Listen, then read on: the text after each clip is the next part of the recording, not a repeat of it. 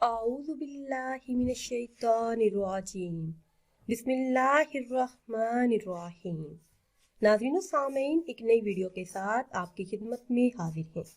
آج کی اس خاص ویڈیو میں دشمنوں کے حملوں اور دشمن کے شر سے محفوظ رہنے کے لیے خاص وظیفہ آپ کے ساتھ شیئر کروں گی۔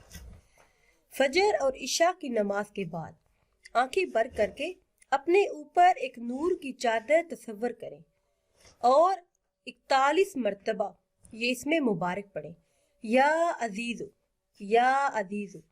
اول آخر کسی بھی تعداد میں درود پاک پڑھیں اور آخر میں ان الفاظ سے دعا کریں: یا اللہ، آپ کے علم میں میرے جو دین اور دنیا کے دشمن ہیں ان کے شر سے میری حفاظت فرما۔ دعا کے بعد آنکھیں کھول دیں۔ اس عمل سے بہت سارے لوگوں کو فائدہ حاصل ہوا۔ انشاءاللہ عز و جل آپ کو بھی فائدہ حاصل ہوگا۔ آپ کا جو بھی دشمن ہے انشاءاللہ عز و جل دشمن کے شر سے آپ محفوظ رہیں گے۔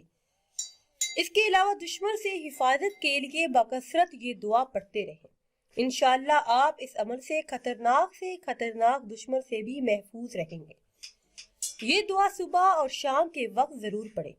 انشاءاللہ آپ کے دشمن کی ہر سازش ناکام ہو جائے گی، جادو کا اثر ہو یا پھر جنات کا، انشاءاللہ عز و جل جلد ہی حفاظت ہوگی۔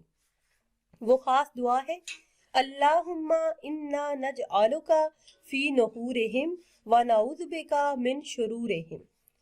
انشاءاللہ اس دعا کے پڑھنے کی دیر ہے، جو بھی دشمن ہوگا وہ اپنے آپ سے دور ہو جائے گا۔